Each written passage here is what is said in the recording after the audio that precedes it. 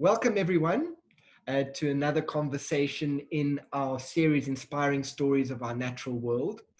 For those of you who are new, my name is Michael, and on behalf of Whale Coast Conservation, a very, very warm welcome to you all this evening. Next week, we'd love you to join us again, exactly the same time. On the same link, we have Dr. Niall McCann joining us from the UK. He heads up the National Park Rescue, and he's going to be talking to us about the mysterious die-off of hundreds of elephants in Botswana. And he's going to unpack for us why these elephants are dying right now. So please join us for our conversation next week at the same time. So now over to Jean. Jean's in Cape Town, and if you, like myself, follow his work, you'll know he's a phenomenal photographer, both underwater and from the air. And I've asked him to share some of his stories with us this evening and explain to us what the patterns are telling him from the sky, and to unpack a little bit about why he does it, and to inspire us that we too can go out there and make a difference like he is at the moment. John, how are you doing? Oh, good evening, Mike. I'm well, thank you. So thank you for taking the time. It's a very informal sort of conversation this evening. We'd love you to give us questions, and we'll try and get to as many of them as we can. But John, over to you. Thank you for taking the time. I hope you had a flight today. I see that's your gyrocopter in front of us. Maybe you could take us through why you do what you do. Okay, thanks, Mike. Yeah, I had a wonderful flight today, as always. Flying the Cape skies is always a privilege. Most people don't understand when I say I fly around and take photos. They don't really understand what it is that I fly. So that first slide is a good indication of the aircraft. It's a gyrocopter. It's like a little microlight type of helicopter, and it's small enough that you don't really climb in it. You wear it, and the best part is that there are no wings and there are no windows that you have to shoot through. So it's completely open. Your views are pretty unsurpassed, and it's a very stable and easy to fly aircraft. So it's a perfect photo platform for taking photos. So I started flying about 10 years ago. I've been diving for over 30 years. And obviously, as soon as I got a little bit better at flying, I started taking my camera, as I do underwater. And in the 10 years I've been flying, I've learned more about the sea and the marine environment than in 30 years of diving. It's been quite interesting. You cover a lot of ground. You can see a lot of things. When you first start flying around the peninsula, you see things that the interesting stuff. You see whales, you see dolphins, you see sharks, you see animals, but you're not sure if what you're seeing is normal or abnormal. And then when you fly for long enough, you start picking up patterns. So you know that you'll see whales on the Overberg coast from July to October. You know that you see southern right whales in Table Bay around March time. These days, October, November, December, January, there are the Humpback Whales supergroups in Table Bay. Normally over the summer, you see great whites moving to the inshore. So you see all these patterns. And then when you fly for even longer, you start to see when the patterns change, and you notice what's not there rather than just what is there. So for instance, for 2 or 3 years now, we haven't had any great whites, or very few great whites in False Bay. In the past, I've flown surveys for the shark spotters with their scientists, and just between Muizenberg and Strandfontein, we've seen 30 great whites. I haven't seen a great white in False Bay for 3 years now. So we start to see when all the patterns change. So it's been very educational, and occasionally you get to witness very special things, and I hope to show you a few of those as the photos move on. So I'm very good with cameras and with aircraft, but not so good with IT. So I'm going to try and get this slide to. So there's a little selfie just to show you. It's very open. There's not a lot of windows in the way. Pretty basic stuff, pretty raw. And although it's a smaller photo, this is a photo taken by a friend of mine, and it just gives you an idea of the unrestricted views that you have from the gyro. So really, you can see everything. There's no restrictions. Okay. So moving along, when I started flying, my instructor said to me, it's a privilege to fly, and it's a double privilege to fly in Cape Town. And of all the things he's told me, that is probably the truest. And this image gives you a little bit of an idea why. So I'm just going to take you through a few shots to set the scene of the areas that we fly. By no means sort of everything we see, but this is Cape Town on a nice summer day. Flying the peninsula itself can actually be quite a tricky task from a flying perspective. It's quite technical. There's a lot of different airspaces, and there's not a lot of landing options.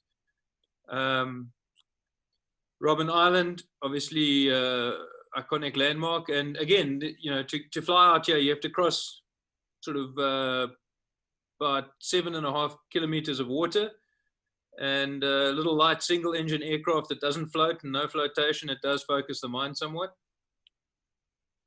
Some might recognize Clarence Drive here on the Betty's Bay side, and the Steenbras River mouth. And I'm just going to flick through these a little bit quickly. I just want to set the scene. There's a slightly higher up shot looking back along the 12 Apostles towards Lion's Head.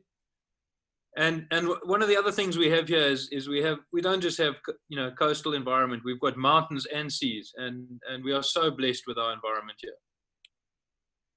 One of my favorite views, Chapman's Peak with Noordhoek Beach, and then Fishhook in the background, and right at the back you can see Hunklip. And if you go behind Hunklip there, you might even see yourself. But we have amazing, amazing scenery. Okay, and then I think this is one of the last scenic ones. That's for those who don't recognize what they're looking at there. That's the False Bay coast, the western shores of False Bay. So you're looking at Castle Rock in the Castle Rock Marine Reserve in the foreground, Partridge Point in the middle, disappears round into Smitswinkel Bay, and then the sort of cliff face near the top is before Cape Point is Hell's Gate, and then onto Cape Point in the background. And of course, it wouldn't be complete without a shot of Cape Point in the sunset. So, and I chucked in one here of Hout Bay, unusual view, the Seal Island in the foreground, or Dacre Island, I should say. Everyone calls it Seal Island, and then the Sentinel and Hout Bay in the background with Chapman's Peak. Right, so if Mike, I mean, you must jump in here anytime if you want, but I thought I'd talk about a few things tonight. Now, I spend my time doing marine conservation work. Marine conservation is a double-sided coin. On the one side, we have all the things that are bad, the pollution, illegal fishing, poaching, all the things that I try and stop. And then on the other hand, we've got all the things that are worth celebrating, all the really special things that we have. And it's no point waiting until things are so bad that there's nothing worth left saving. And Cape Town, despite our best efforts as the human race to mess it up, Cape Town has some incredible marine wildlife and sites that are worth seeing and worth saving. So what I'm going to do is I'm going to start with a couple of photos of the bad stuff, and then we'll move and end off on the more positive note. So it's not all doom and gloom. Okay, so this is a common sight flying along the Overberg coast. This is a bunch of poachers, actually in your sort of neck of the woods. And it's a very common sight. A couple of guys dressed in wetsuits, tanks all over the boat. And if you look in the back of the boat, just in front of the motor, there's a whole sack of perlman there as well, or abalone as they're also known. So poaching is a big one. There's a lot of poaching happening off our coast. Everybody knows about it. On a few occasions, I've tried to stir up some action about it. It's gone quite badly, actually. I've received death threats and nasty communications, and I try and it's a reality we live with. I'm not sure what we do about it, but one just does what one can. But I see it on every flight on the Overberg, and it used to be just at night, and it's now during the day. It's blatant. It's out there. I'm sure you know about it as well. And Jean, has it changed over the 10 years you've been flying? Is it the same, or is it more blatant now? One would think that the resources are becoming fewer and fewer. Mike, it's definitely got more blatant. In the past, you'd see a few guys in the water during the day. Now, on any one flight along the Overberg coast, I'll see 20, 30 boats, 100 runners, cars. This is a picture of the runners waiting. You can see the guys standing in their wetsuits there, and the kind of transport cars. as the guys come in with the boats, they drop the stuff in the shallows. The runners go into the water, take the stuff, and bring it up to the buckies. And this is a common sight. This is not. I mean, we hear lots of statements from the authorities about how it's so tough to combat poaching. They have tremendous resources. One flight along the coast, and they'd see this for themselves. And one wonders why they don't do it. And well, I mean, there are lots of stories about how the Deputy Director General was involved in the poaching as well. And the thing goes the whole way to the top. But the point is, this is there for anyone to see. All you have to do is, fly along that coast. This is a shot I took near Dacre Island in Hart Bay. Those are two small-scale poaching boats, and the beach that they're on is not made of sand. It's actually a beach of abalone shells there. So that whole beach is shucked abalone shells. And this is 20, 30 meters from the main tourist site of Dacre Island. I mean, the tourists are going within 30 meters of this, and it's tucked around the corner. You can't see it unless you know where it is. And it's just blatant. So that's the same beach. I know the talk is mainly about aerial photography, but I also do underwater photography. So I have thrown in a couple of shots where it's appropriate. And you can see the beach in the shot in the background, but the shells continue underwater for quite a long way out to sea as well. And that's what you can see there. So another problem we face is illegal fishing. And I think the authorities and the people mandated to stop this are complicit, either knowingly or unknowingly sometimes. So this is a shot I took, and if anybody who knows that coast in the background, that's Hell's Gate, top right, and the coastline goes towards Venus Pool on the left. And that whole area is one of 6 sanctuary zones within the Table Mountain National Park. Now, a sanctuary zone is a complete no-take zone. You're not allowed to remove any fish. In this image, there are over 100 boats fishing in the sanctuary zone, blatantly. Commercials, recreationals. As I flew over, I couldn't believe it when I saw this. And in fact, the sand parks are the mandated authority for this area, management authority. And the red and white fisheries patrol vessels like the Victoria Mnenge and the Lillian and Goy and the Saki Bartman, one of them was there, and they were actually going from boat to boat and checking fishing licenses. And yet these guys are fishing right in the sanctuary zone, and they had no idea. And later on, when I escalated this with sandparks, they said, oh, well, it's very difficult because we can't see from land in that area. There's no land-based area to see these people. And I said, your boat was there, your rangers were there. Oh, but the rangers aren't trained to use the GPS. They don't know where the boundaries of the reserve are. So when the people responsible for policing this are the very ones that don't know where they're supposed to be protecting, how do you expect it to be even enforced? And this is some of the problems that we face. Fortunately, following this episode where I escalated this, it's now apparently, well, not apparently, in the 2 years I've been flying since this happened, I haven't seen it happen again. So there's obviously quite a lot stricter patrolling and whatnot. So hopefully it is making a difference. Beach driving is another problematic thing that's happened. I mean, obviously we all know that since 1998 or thereabouts, there's been a total beach driving ban on our coast, except for a few legal launch sites. And on any given flight that I do along the coast, I see vehicles on the beach fishing. If you confront the guys, they actually get quite aggro, and they, leave us alone. We know what we're doing. We're responsible fishers. We need to get our vehicles to the beach with our kit.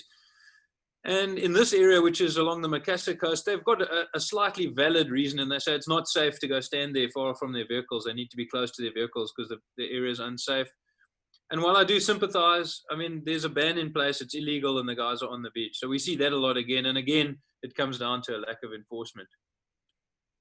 It doesn't always end well for them, though. The fishermen driving on the beach do come to grief from time to time. So it was fairly amusing when I flew past this scene of a vehicle on its side on the Overberg coast and the fishermen standing around. Occasionally, we get to see karma wreaking havoc. This is a shot of Hart Bay Harbour, the fishing boats, nothing illegal there, nothing problematic, other than just to illustrate that there's a lot of fishing pressure on our coast, both legal and illegal. Which brings us to the next topic of discarded fishing gear. So a lot of fishermen throw their discarded line in the water. A lot of bait boxes, the bait boxes come with cardboard boxes with 2 plastic rings on them. The rings get taken off and the whole box, the cardboard and the ring, get thrown in the water. Very often the cardboard disintegrates, but the rings don't. So this is taken at Cape Point. It's a gully shark, spotted gully shark, and the line is wrapped and it's tearing into its gills, and that animal will die for sure. And it's terribly sad to see this, but this is the reality. You don't see it when you throw your line away and chuck it in the water, but this is what I see when I go diving. And again, there at Dacre Island, Hart Bay, seals are hell of a curious animals, and anything in the water they'll put their head into and have a look. And that's a bait bucket plastic ring. The seal's put its head into it. It's now got stuck. And the seal will grow and the ring won't, and guaranteed that animal will die. So very sad. Animals apparently healthy, swimming around, and unless someone catches that animal and cuts that bait ring off, that animal will die. And again, we have octopus fishery and we have a crayfish fishery. And occasionally these fisheries catch whales as well. And the octopus fishery in particular has come up in the news as being a problematic for catching whales. The fishery has been suspended and then reintroduced with quite strict provisions. But this is a shot I took earlier this year, a southern right whale with the tail fully wrapped in thick line, and you can see the line running forward to the pectoral fin. Again, this animal's not likely to survive unless it's freed. And on this particular day, I was helping the NSRI whale disentanglement team. The South African Whale Disentanglement Unit has a team that comprises also the NSRI.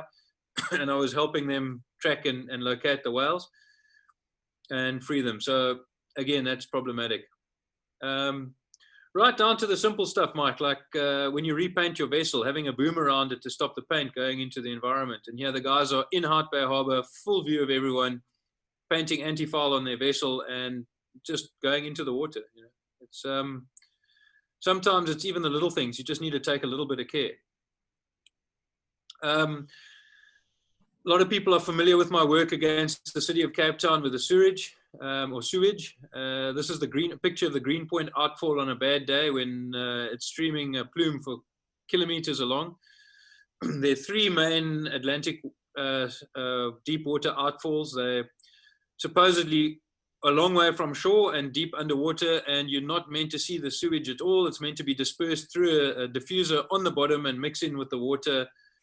And here we can see quite clearly on a common basis today, in fact, when I flew there, that it bubbles right up to the surface. On this particular day, there's a westerly wind blowing, so the plume is blowing towards Blouberg. But on any northerly or northwesterly, that plume will blow straight back to shore. And all you have to do is take a walk along the Sea Point Promenade and you can smell it. Obviously not the best solution for handling raw sewage. And in many first world countries and other countries such as cities such as Sydney, they employ similar technology, but the difference there is that the sewage there is treated to a primary and secondary level before being pumped into the ocean. In Cape Town, we don't treat the sewage. We give it what the city of Cape Town likes to call a pre-treatment, which is a screening to remove bigger items, sanitary towels, nappies, that sort of thing. But the rest is just pumped raw into the ocean. And it's sort of out of sight, out of mind. This came to prominence a couple of years ago when I started seeing the plumes and posting about them, and people were shocked. They just didn't know it happened. It's a cheap and cost-effective way of dealing with sewage, but not great for the environment. My concern is the sewage pumped into the sea grows, obviously, with the population. And as the population grows, the amount of sewage obviously will grow. And at some point, the ocean will cease to be able to handle the load dumped in it if it hasn't already. We do up to 50 million litres a day in Cape Town through 3 outfalls, or up to 55 million litres a day is the total capacity. At what point does it become a problem? So unless we start planning now for the future to have some sort of alternative in place, it's just not going to get any better, and that's my fear. So moving along, this is a shot of Lagoon Beach Hotel in the Milton Lagoon mouth on a really bad day last year. It was December. There have been massive sewage issues in the the deep river going through to the Millerton Lagoon. The Potsdam sewage works has been dysfunctional, and the sewage sent to that sewage treatment plant as in a large amount of the time has just been pumped straight through the plant raw and back into the river. And this was a shot I took last December, excuse me, and quite often, well, when the shot was put on social media, a lot of people accused me of photoshopping it. And I found it really strange that that rather than believe the truth, people would accuse me of photoshopping something that is actually quite serious. I mean, you know, is the truth that hard to handle? Because there it is. And then that's the Hout Bay plume on a bad day with Chapman's Peak in the background, and I won't waste too much time. That's the other side looking towards the Sentinel. Trek net fishing, it's a hot topic. The fishermen froth at the mouth about this. They catch lots of yellowtail during season. Personally, I don't believe that trek fishing for yellowtail at this point is a problem. It's very visual. They trek tons and tons of yellowtail, including spawning fish on the beach. Seeing all those fish flopping around in the net in the sun is very disturbing. But what people see, what they catch, what they don't see is what they don't catch. And often when I fly, I see that they're catching only a fraction of the yellowtail that are out in the bay. They can only catch the fish that come close to shore. It only happens in the summer for a few months. So I don't believe that in and of itself is a problem. However, occasionally they catch things that are not yellowtail, steenbras, cob, and bycatch of sharks, and those can be a problem. On this day, if you look at the back of the bucky there's a whole lot of bronze whaler sharks lying dead on the beach. And I must point out, this is not illegal. It's legal for these fishermen to catch the bronze whaler sharks. And I must also point out that as a rule, they don't catch them. They release them back into the sea, and they're pretty good about it. But occasionally when catches have been slow, they do keep the sharks, as they are legally entitled to do. And obviously, you know, removing the apex predators from the ecosystem is problematic, but it is legal. So that's the trek fishing. I also deal with some terrestrial issues, or try and highlight some terrestrial issues. This is a coastal park, one of Cape Town's two big dump sites, the other being Fisher's Hook. As you can see, they're getting fairly full. I still find it amazing that in 2020, our solution to a lot of our rubbish as a city is to just bury it. It's not going anywhere. It's there. It's just a massive dump site. Let's just bury it and forget we can see it, and then it'll be fine. And you can see the queue of trucks queuing up there to get in. On any given day, it looks like this. Just queues and queues of trucks waiting to go and dump. And I think there might be one more shot just to show you the blue City of Cape Town refuse bags and tons of rubbish being dumped, bulldozed, and buried. Not like it's going to disappear. That'll still be there in 100, 200, 300 years' time. So that's another issue I try and highlight. You asked me to include something about the fires. Very often when Cape Town has fires, I fly and just record. This is, I think it's called Baviaans Kloof, just above Hout Bay, with the fire line moving down towards the houses. This is a shot of Oakharpseweg on the Cape Town side, and looking a bit like a lunar landscape after the 2015 fire. And then that was Muizenberg, obviously. And what was quite interesting here is the fire was burning down towards the house line, and you've got the bare mountain and then a green vegetation line below the fire. Quite a striking image to show you the fire burning as it happened. Obviously, when the fires are burning, usually the working on fire choppers are flying, and I obviously try and stay out of their way and stay far away and don't make a nuisance of myself. So I take photos from a bit further away. And then the last kind of issue as well is I've been tracking the drought status over the last 4 years of the City of Cape Town. So I've been flying the 6 major dams, which are the Berg River Dam, the Demersal Dam, Kloof, Voelvlei, what am I forgetting? And they wanted to, the two upper and lower Steenbras Dam, and tracking them. And this is quite interesting. Cape Town's biggest dam is obviously in terms of the water supply, is Kloof. And you can see top left there, in March 2018, the dam was pretty much empty, 11%. And then the other three are pretty much shot from the same angle. That first one was slightly different, but the channel you can see in the first shot is also in the next 3 shots. So not a year later, about 3 months later in 2018, it had already filled up a bit. Then a year later, it was double the level. And last year it was at 75%, and it's about there now as well. I flew over there last week, and it's looking amazing to see so much water there. Excuse me. So moving on, the title of the talk was actually Patterns in Nature, and while I was referring to the patterns in animal movements, it is a place that we can get some abstract shots and see some beautiful patterns. And as a photographer, I like to get some arty shots from time to time. So this is a shot of Nurek Beach after a big storm. And you can see the sea on the high tide has filled up the lagoon, and you've got the brown water of the lagoon, the beach, and then the sea. This is Crom River and Cape Point flowing to the sea, and I just love the patterns as it branched out. Lots of different textures, shapes, patterns, and it looks like that right now. I flew over there today. That's sandbanks in the Breda River. Again, just something lovely to look at. So lots of, okay, going back to Nurek Beach, that's the wreck of the Kakapo. Well over 100 years old now, still on the beach, lovely walk. And obviously we live in kelp forest paradise, and the kelp is amazing to look at. So there's lots of opportunity for more abstract shots. And then this is just interesting. That's fish hook you can see there with Cork Bay in the background. After a strong southeast, we often get what's called a color front. So the water along the northern shores of False Bay, which is very rich in calcium and sediment, gets stirred up. And that water almost forms a layer, and it doesn't mix, and it's a different temperature, it's a different color, often referred to as cob water, and that's a great shot of the two different water bodies there. So moving on, as I mentioned, I don't like to dwell automatically on the negative. There's a lot we have to be thankful for, and despite our best efforts to stuff it up, we have a wonderful marine environment with a lot of life. This is actually taken in Heart Bay itself.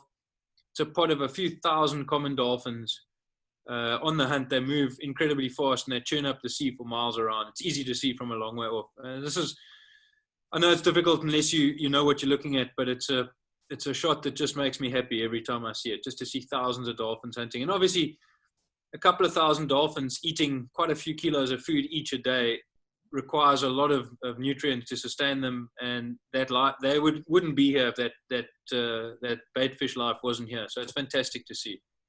And John, are they changing in cycles? Are you seeing them more frequent? I know you're going to discuss whales in a moment, but we seem to see more dolphins on this side of the world over the last while. Are you seeing any difference? Mike, hard to say because I've been banned from flying over lockdown. So I've got a big hole in my data from kind of February to now. I'm just starting to fly again. But the dolphins aren't, well, from what I can see, maybe Alex Vogel at Safari might argue with me when he shares his data, but anecdotally from flying, there's a lot more life in our oceans over the summer months, but the dolphins are opportunity, especially the common dolphins, they pelagic feeders, so they come and go as the food is there. So I can't really tell you that I see them at any given time or more often or less often, but it is always nice to see them. So this shot is a raft of cormorants on the surface. Again, it just looks like a big black dot. In fact, my daughter looking at the shot this morning said, "Dad, it looks a bit like a giant sunfish." But yeah, it's thousands of cormorants. Again, lovely to see. This is taken near Silverstrom Strand on the west coast. Again, huge flocks of terns. Our seabirds are amazing. We have such a lot of life. I was talking earlier about the trek net fishermen, and you only see what they land. Now, this is what I see when I fly in the summer months. I see these enormous shoals of yellowtail. This is a couple of thousand yellowtail on the surface. Generally, they come to the surface to spawn in these giant spawning aggregations, and this is when the line fishermen talk about the yellowtail having lockjaw, and they cast and they cast and they cast and they don't catch anything, because they're not there to feed, they're there to spawn. And it's such an amazing sight to see. So just thousands of fish, and these are big fish. These are sort of 10 to 15 kilo fish. Common sight in the summer as well is to see dolphins and or seals chasing bait balls. This is off your neck of the wood near Manus. Bottlenose dolphins going mad for a bait ball of fish. Again, just talking about the abundance and underwater shot, but last year diving in stray spy. I saw mating aggregations of Gully, quite rare to see these days. Our national fish, of course, and an amazing sight to see, and just wonderful to see the sort of abundance we have still. This is in the De Hoop seal colony. Again, we have lots of seals. The fishermen moan about it. They say the seals steal their fish. My opinion is that the seals only exist or wouldn't exist unless there was a plentiful food supply for them. We're seeing a lot of new colonies, and I chat to the scientists, and there are new colonies and haul-outs all over the show. So the seal numbers are definitely increasing. Whether that's a good or a bad thing, people are fairly on one or other side of the fence. But for me, it's just lovely to see the life on the increase. And again, an underwater shot of a big shoal of yellowtail. So lovely to see. And this is in the De Hoop MPA, which of course is a place to see fish. So going back to the whales, this is a shot I took in 2015, and it was the first shot of this documenting this phenomenon. So since about 2014, we've had huge numbers of up to 600 or 700 humpback whales at a time gathering off our coast, and being the Cape Coast, to feed. And the scientists have termed this the supergroup phenomenon. And you see them bunched up tightly like this, diving down and feeding, and their food there is probably between 30 and 60 meters under the water. For every whale you can see on the surface there's probably 2 or 3 whales under the water. A shot like this is hard to put into perspective. I mean, they look tiny, but each of those animals is 30, 40 tons. And it's just an unbelievable experience to see. And on one particular day, I was flying down towards Cape Point, and I saw a splashing of white water about 5 miles out. It's quite far out to fly in a little one-engine aircraft. And I thought, well, let me go and have a quick look. Got out there and absolutely could not believe what I was seeing. Took a quick couple of shots and shot back to the safety of the shore. And just amazing. And the scientists were super excited to see this photo, and they've been studying the phenomenon. And subsequently, I've been invited to dive in the middle of one of those gatherings and film it, and it's probably one of the highlights in 30 years of diving. Just an unbelievable account. And this is happening every December, January, February off our coast.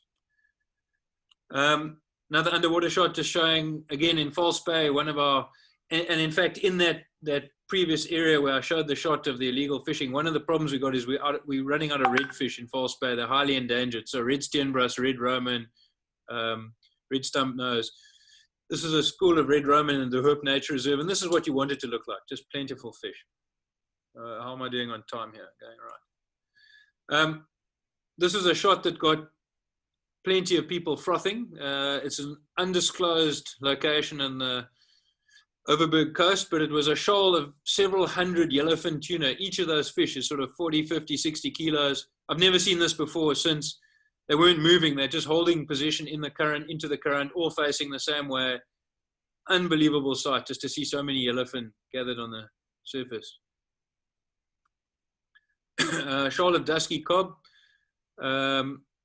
Again, just a very rare sight these days. This is actually in Natal where it's more common, but in Cape Town you very seldom will see something like this.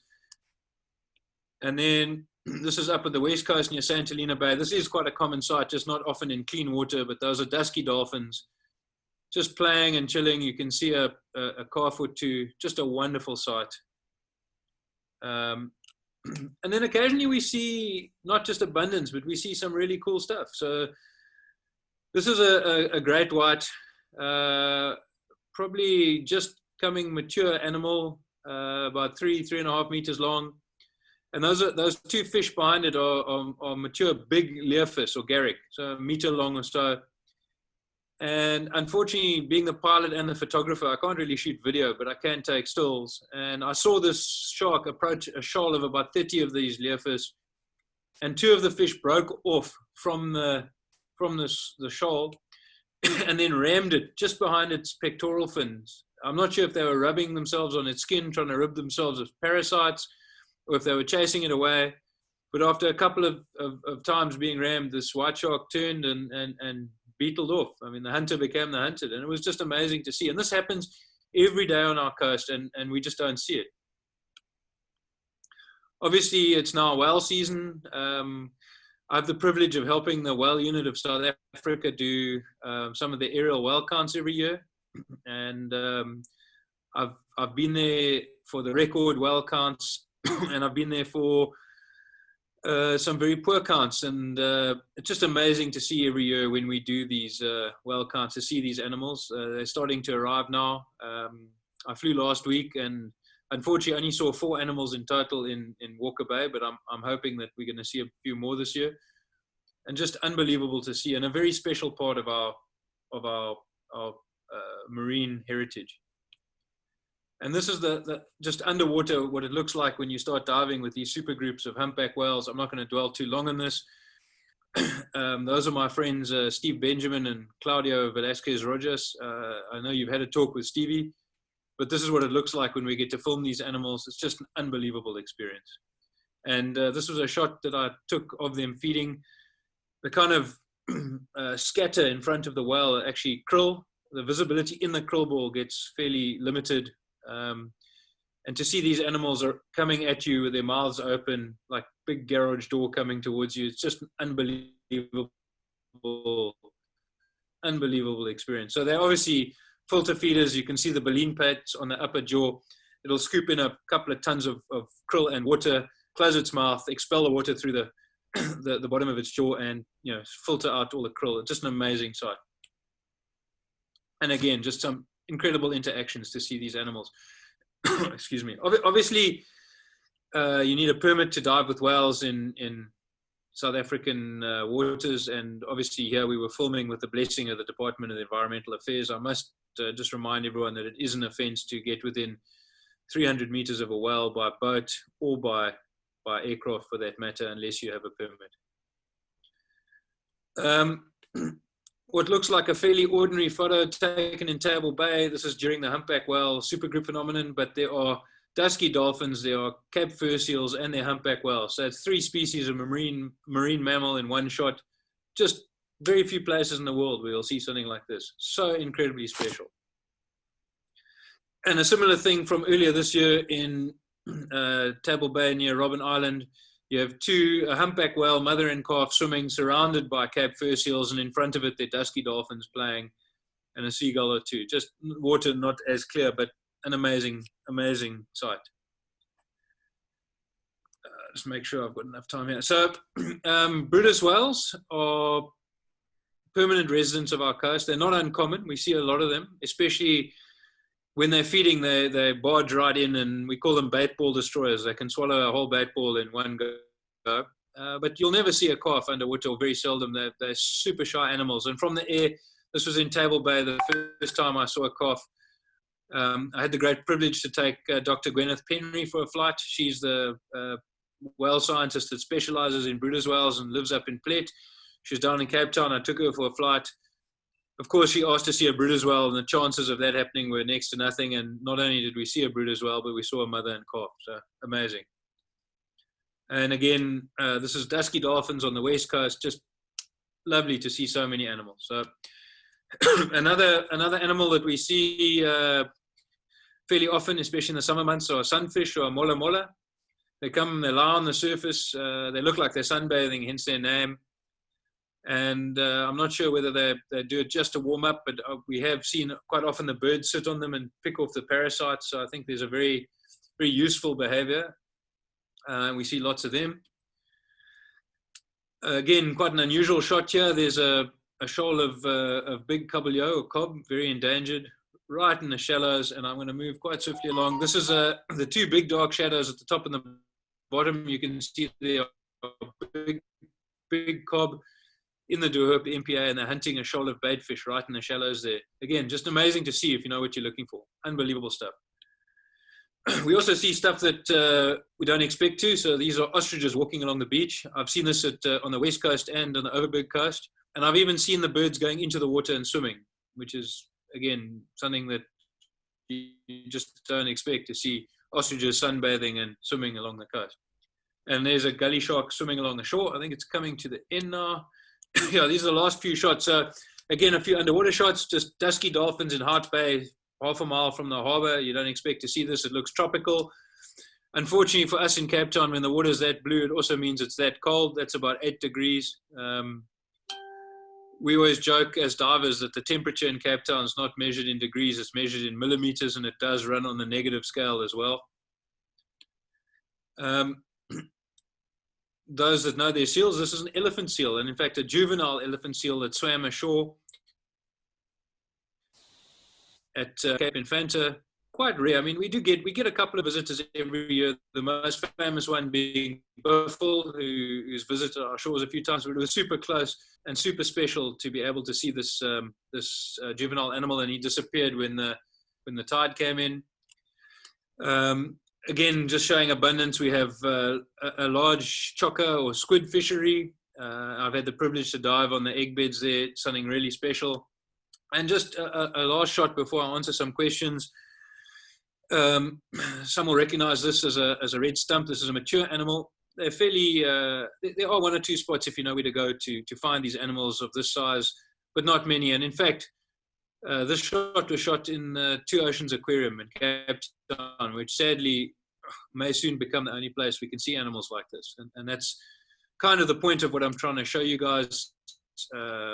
You know, we've got a lot of stuff that's worth saving. We've got a lot of amazing stuff, but we've got a lot of problems as well. And as members of the public, there's a lot we can do. I'm not a trained scientist or marine conservationist. I took this up fairly late in life. I've been blessed with, you know, the ability to dive and fly and take photos and see things. And I think if you have the privilege of being able to get to these locations where other people can't and see things that a lot of other people will never see or get to, it's kind of imperative for us to share these sites and to show people and educate people and let them know what's going on, so that as a collective, the public, we can actually do something about it. And there's a lot we can do. You know, we can organize beach cleanups. We can influence behavior through our buying choices. We can teach other people. We can put pressure and lobby government to do things. And trust me, when you apply enough pressure, things do change. I've seen it myself. So just to have a look, I mean, obviously, I've got some of my shots in the newspapers, which is it's caused a lot of controversy and resulted in action happening. I've chased the city of Cape Town and sandparks to change their behavior, and a lot of the time been successful. I've developed quite a big following on social media, and that's been very useful when you have an important message to get out and you want to, you know, generate some action. But probably one of the coolest things that's resulted in the work that I do is that I've been invited to talk at a lot of schools, and talking to youngsters is, especially, you know, the foundation phase learners, is just the coolest thing ever, because these are untainted minds. They're fresh and they're unspoilt, and a lot of adults are past the point of caring or being willing to help, and these youngsters are so keen and eager, and they love it, and they get into the talk, and they know you get sharks and you get fish and you get whales and you get dolphins, but they leave the talk knowing 4 different fish species and whale species, and they can tell you there's a ragged tooth shark and a gully shark and a white shark and a spotted gully shark, and it's just so awesome to see their keenness and enthusiasm. So that's probably my favorite activity in terms of the marine conservation work, is talking to schools. So I guess at this point I better, you know, wrap it up, and if you guys have any questions, please, I'm more than happy to answer. Thanks, Sean. That was fascinating. Maybe just unshare your screen for us so we can see you in full there. Yeah, that's great. Thank you. If you have any questions, will you please send them through? Roger De La Harpe has said, amazing picture, Jean. Many thanks. Jean, maybe you could just, a lot of people focus on the camera they have and the, you know, like making sure they've got the best equipment. What is your philosophy? Sorry, I've just lost my light here. I'm going to put it on in a second. Is it about spending time getting out there? Is it about going to these places? How do you see things? Because you don't have the most fancy camera or the most fancy equipment, but you sort of spend your time getting out there. You know, I think, Mike, I think that's super true. You know, a lot of people ask what kind of camera I have and what kind of lens I use. And ultimately, I do have a good camera, but I have a fairly standard lens, a 28-300. It's not the best lens in the world, but as a pilot and a photographer, I can't be changing lenses.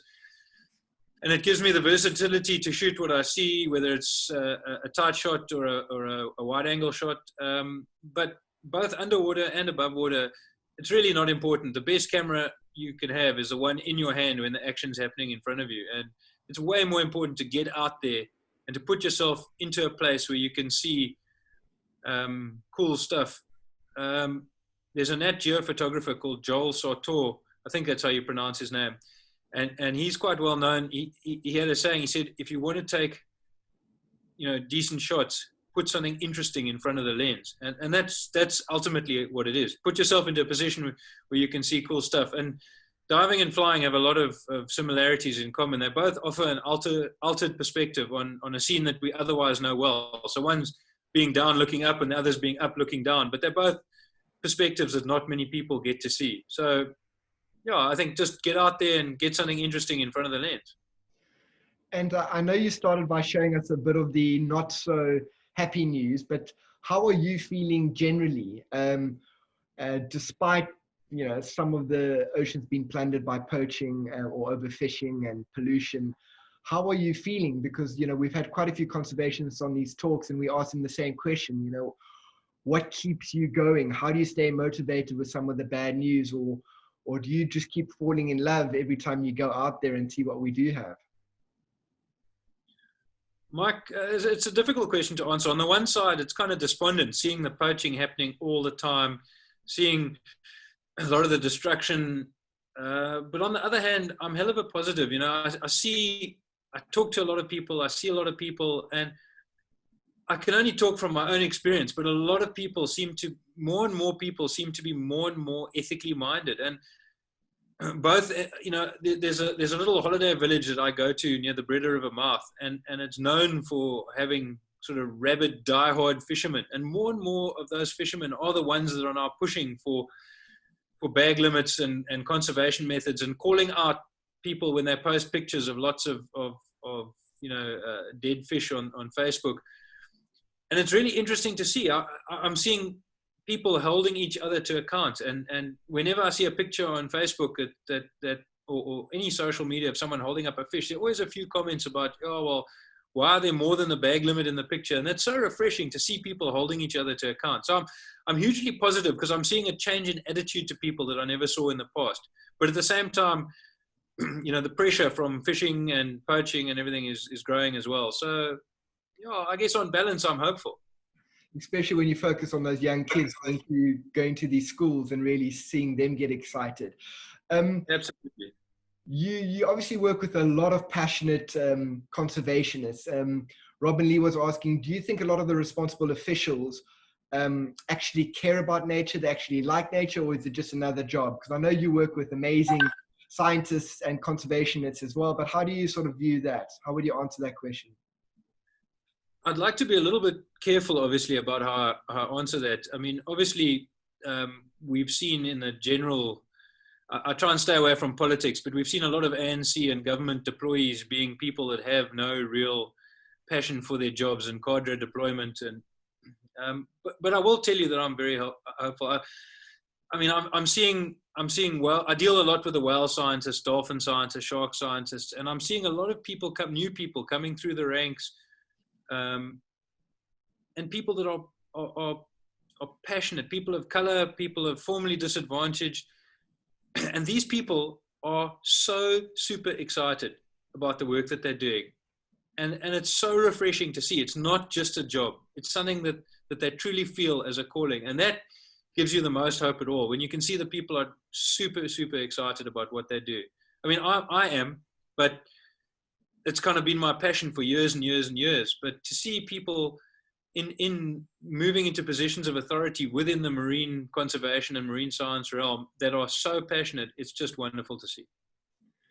And I know you're very careful with saying an undisclosed location.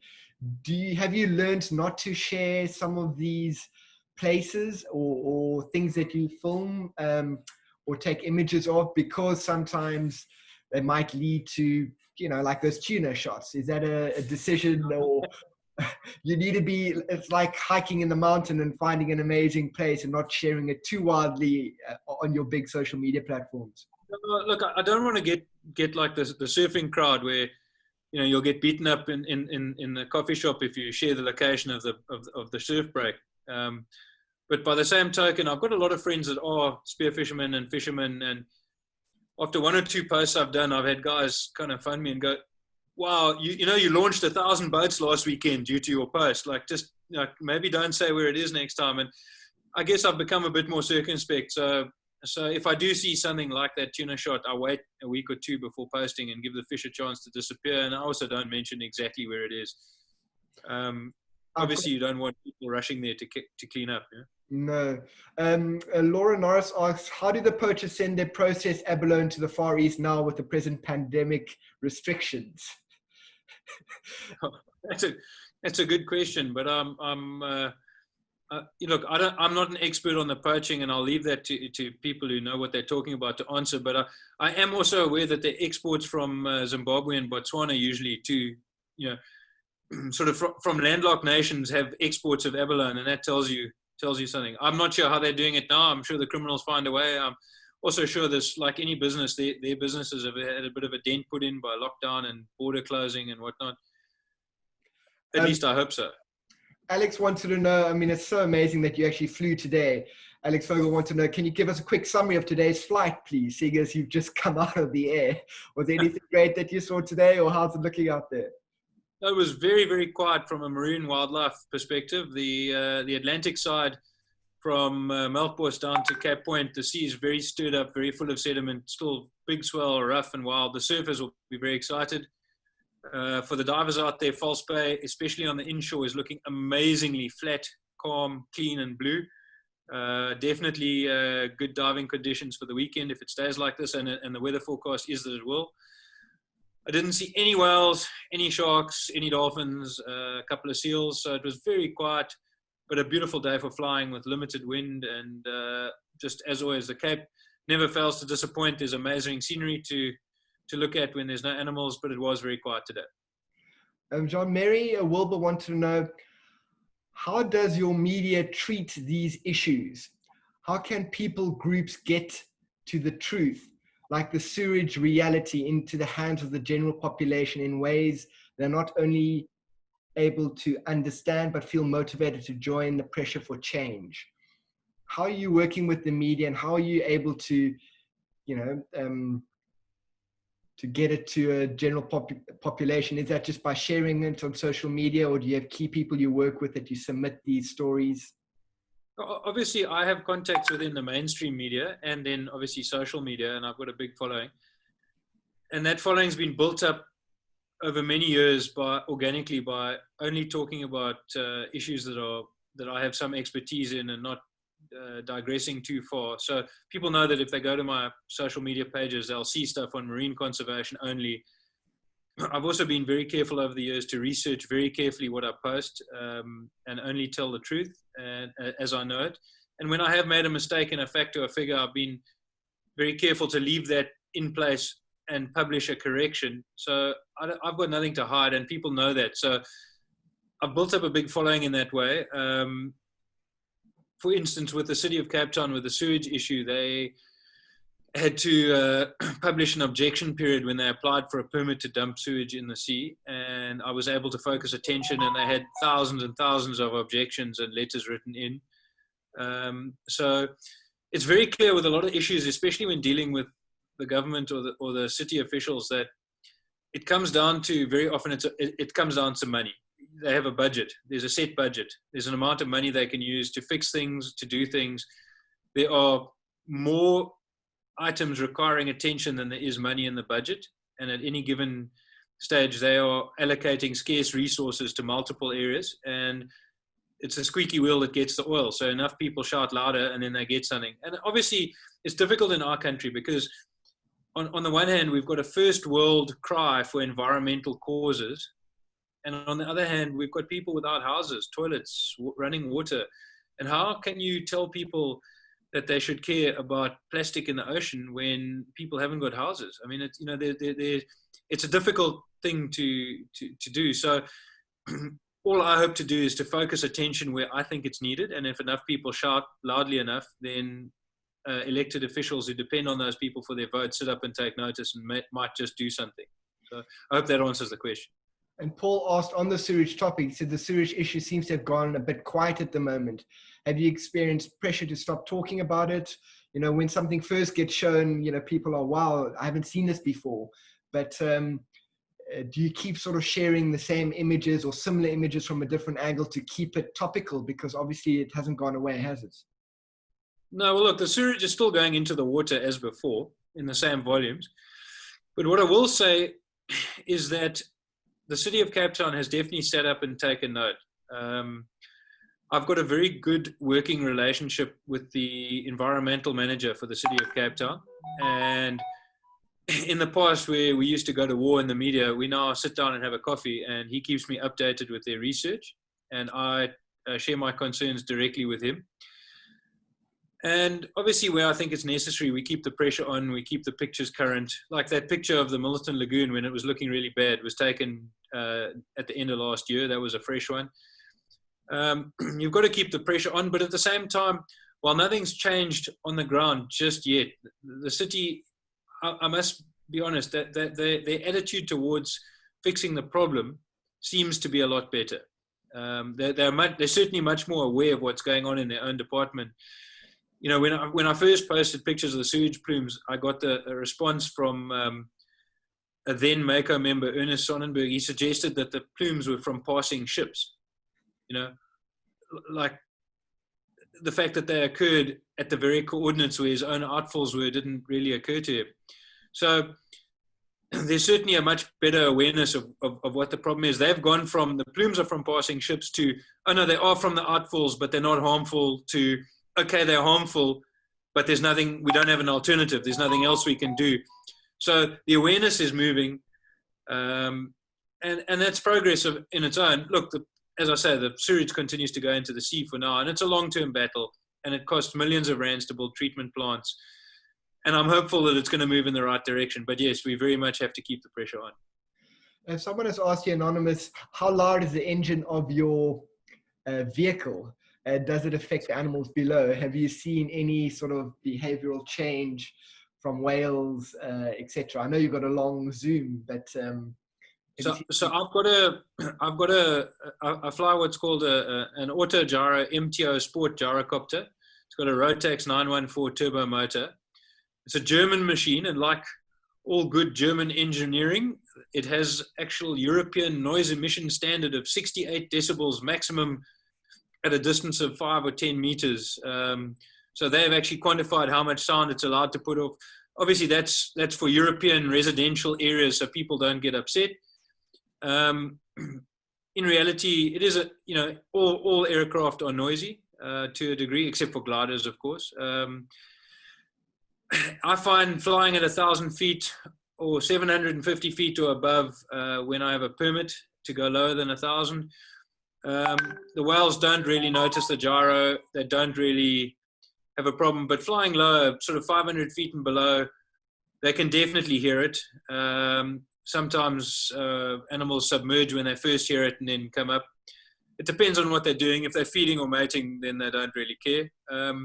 Quite a big deal is actually not to let your shadow of your plane, if the sun's behind you, go over the animals, because they get a big fright if they suddenly get a shadow going over them. So one has to be quite careful to make sure the shadow of the plane doesn't go over the animals. But the noise is not really a factor if you're at a legal height. And Paolo's asked here, what are your theories as to the reduced numbers of great white sharks seen in the Cape waters? So there are a number of theories. I'm just going to stop you there and at the same time ask you a second question, because Pat's also asked one about numbers. And also, do you have a theory on the reduced numbers of southern right whales in the Hermanus Bay for the second year in a row? So sharks and then whales, if you can. Okay, so I've got answers for both, but the answers are the ones that I've spoken at length to the scientists about. So let's start with the sharks.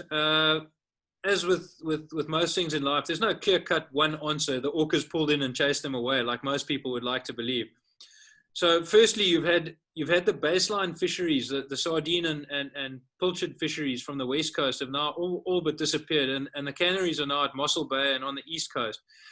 So whether due to currents or whatever else, there's been a base shift in the bottom of the food chain from the west coast to the east coast. So the base of the food chain has moved east. And I'm probably explaining this badly in scientific terms, but then remember, I'm not a scientist. I am a layman. So the bottom of the food chain is kind of shifted out to the east. That's the start. And then obviously, everything that follows from there, going all the way up the food chain, will move as well. At the same time, we've had a fishery, a relatively new fishery, or an older fishery that's intensified in pressure since 2015, is the Demersal shark longline fishery.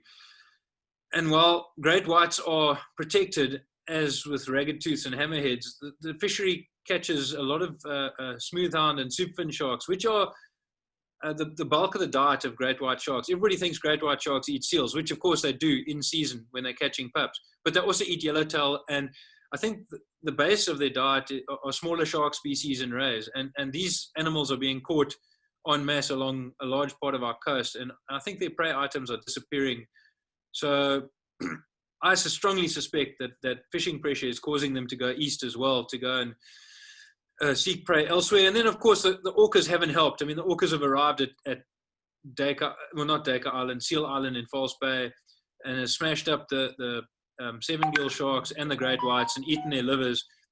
And while the sharks disappear when the orcas arrive, it's usually on a short-term kind of basis for a couple of months. But I think all of those things combined have served to drive the sharks further east. I don't believe myself that shark numbers or white shark numbers have plummeted and the sharks have died out, which is why they're not here. I think that there's been a distribution shift to the east. And again, take that from a guy that flies around and takes photos and not a scientist. But I think that you'll find it's very much a combination of factors. In terms of the whales, that's very interesting. So the whales have a cycle that they visit our shores. So 1 year they visit our shores to give birth and nurse calves. Then they go back to the southern oceans to feed and recover and carry on nursing. Then they have a break year, and then in the third year they get pregnant again and come back to our shores. So one would expect bigger numbers on every third year and then smaller numbers in the intervening years. What my friends at the Whale Unit are noticing is that this period has now shifted out to a 5-year interval. So what that means, as I understand it, and the scientists can shout at me later when they tell me I got it wrong, but I don't think I have, is that the whales, the southern right whales, are either aborting and losing a fetus, or they're giving birth and those calves are not surviving. And then they would then not come to our shores to calve and nurse. They would stay out there until they're pregnant again and then come back in the 5th year. So there seem to be changes to their reproductive cycle. And the theory is, the rough theory at this stage, and there's still papers to be written on it, is that it might be due to a problem with the food supply in their feeding grounds with krill supplies. And they think that might be due to warming sea surface temperatures affecting krill. So last year, I was very privileged to join the Whale Unit on a field trip to do a body condition assessment of the southern right whales in San Sebastian Bay, where we used a drone to take photographs of the whales and then used that to work out how fat the whales were, when they arrived, how well they had fed during their time in the Southern Ocean. And what they're finding is the whales are a little bit skinny when they're getting here, so they haven't been feeding properly, and they think that might be due, the reason that they're not able to nurse and calve as well. So interesting, but that's the ruling theory at the moment on why the whales are. So every 5th year, you'd expect a bumper kind of crop of whales to arrive, and then quieter in between. I think it was 2018 or 17, I can't remember exactly, we had a record of 1,374 whales in a count between Horston and Witsunds, which was amazing, but it's been a bit quieter since then. Thanks, John. That was fascinating. I know we just run over time, so thank you again for spending your evening informing us. And thank you for doing what you're doing. We really appreciate it. A lot of us, really, when we see your photos come in on Facebook, it really is the highlight for many of us. There's not much on social media that is informative and really makes us smile and fall in love with our natural world. So thank you for doing what you're doing and inspiring our youth at the schools you go to. And keep doing what you're doing. And And we really appreciate, especially in our area, sort of showing us what is out there. And so we Well, really thanks, Mike. appreciate it. I appreciate the opportunity to actually give the talk. So thank you very much for that opportunity, and have a lucky evening to everybody. Thanks, everyone. And join us next week when we chat to Dr. Nile about why the elephants are dying. Thanks, John. Thank you, everyone. Have a great evening. Cheers. Have a good evening.